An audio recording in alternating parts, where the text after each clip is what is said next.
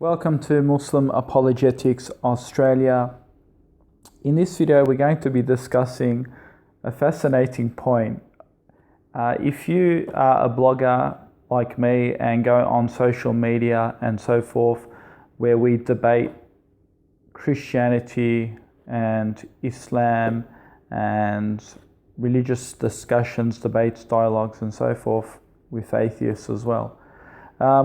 It's interesting because if you go through the social media networks, it's amazing whenever the topic of Islam comes up, the comment section goes wildfire. And this proves that there is a huge uprising in Islam. As you know, and I'll post the video link below this, where a new study has come out to show that Christianity is on a decline. These people are absolutely frustrated. They're doing anything in their power to, bring Christianity back out of the coffin that it's been embedded in. We're going to run through some of the Facebook or some of the social media networks, and you will see what I mean. Here is a news article that has been posted by Victoria Police in Australia. It says burglary at Meadow Heights Mosque in Australia.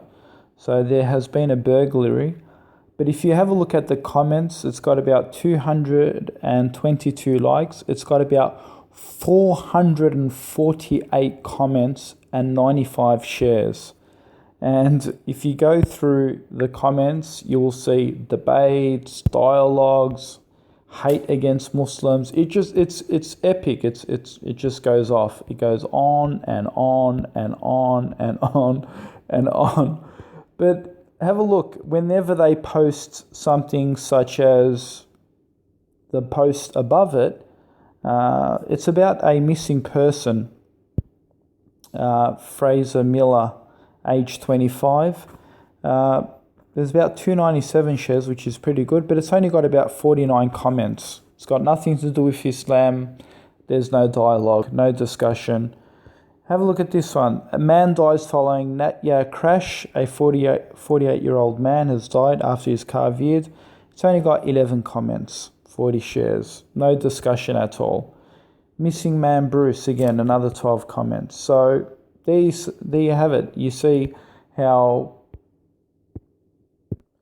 nothing else is interesting of a discussion.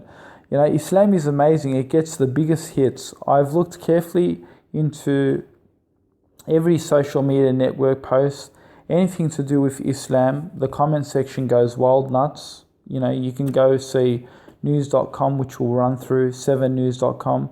They post news about, say, Hollywood. The comment section is like half asleep. Then they post a Muslim man walking across the road. Comments go wild and hysterical.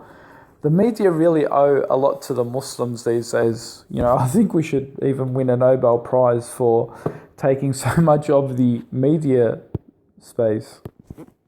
Yeah, here's another example. Have a look. This is news.com. We have George Michael nails Queen song in front of David Bowie. George Michael, as you know, he's very big. Look, it only gets 38 comments. People are interested in having that discussion. But then you go below it, it's got nothing to do with Islam. It says, this Iranian boy has cancer. Every day his teacher visits him in hospital to fill him on what he missed in school. Nothing to do with Islam. All it says is this Iranian boy has cancer, right? It gets 295 comments.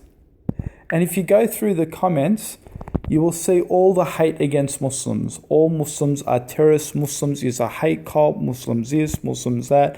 And it gets 267 likes, and it goes on and on and on and on and on.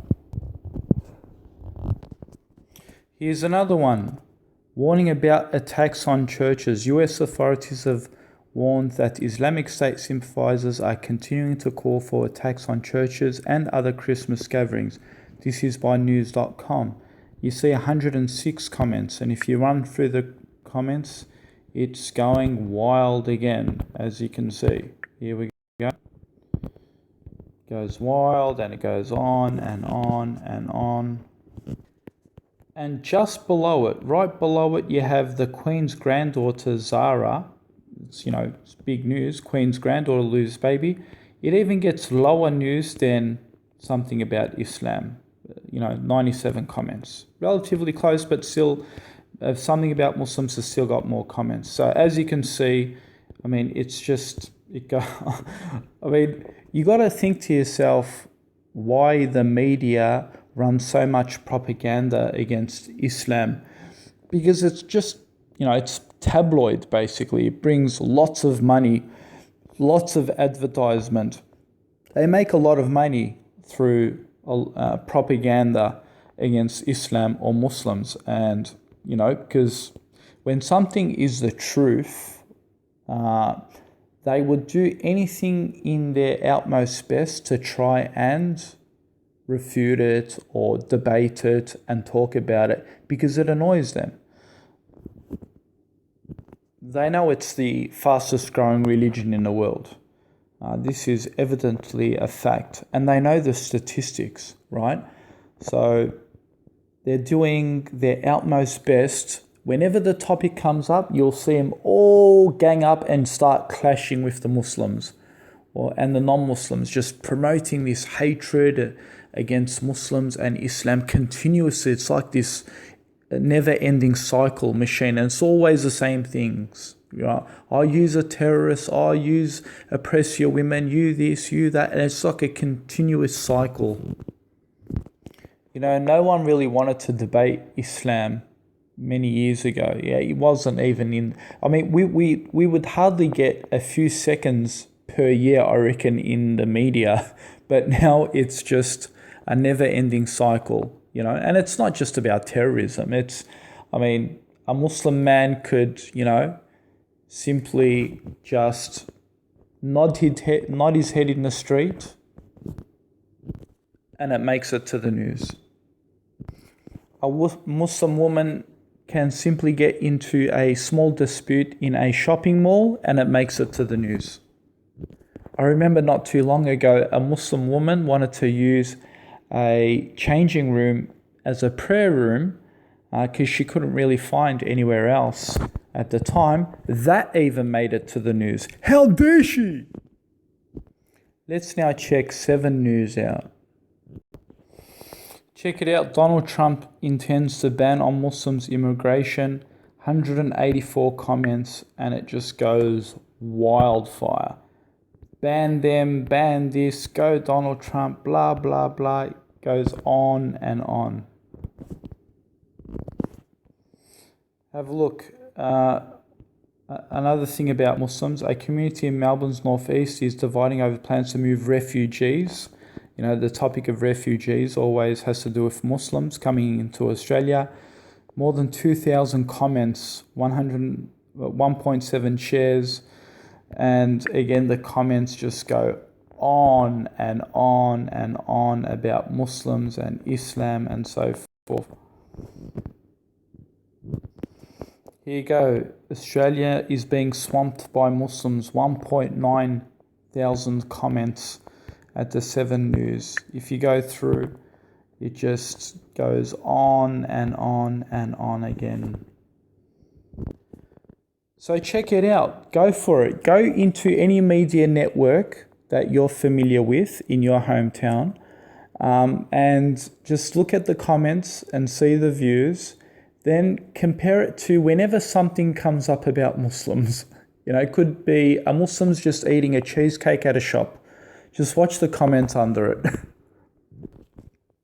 When something is only on the rise, it shows it threatens everyone else. And that's the point. Islam is the fastest growing religion in the world, and it will continue. As much as the disbelievers want to extinguish the light, it will keep growing. So we're actually happy with the media attention it's getting, on social media, because it gets us to engage with the non-Muslims. Yes, there's a lot of hate and there's a lot of lies, misinterpretation spread against Muslims. But you know what? They plan and Allah too plans, and He's the best planner. I remember when September 11 happened, many people didn't know much about Islam. When they started studying Islam, we had a lot of people convert to Islam due to that. So just because something bad is happening or someone comes there and writes a negative message about Islam and so forth, don't think for a second that it's working. They could hinder people away from Islam as much as they want, but the truth will always be the truth, right? Their arguments will always be refuted. And that's what they do. They're little text warriors. They may copy and paste something that they find out of context, but then when they bring it and engage with Muslims and we show them the context, they pretty much walk off with their tails between their legs. And we've seen that happen so many times. Regardless what argument they bring up, it's beautiful. Islam is beautiful. We should continue to debate, dialogue, and thank you to the media. Thank you for most of the propaganda that you do, because it's just working against you. It's bringing more invitation and more conversation to Islam, and that's exactly what we want.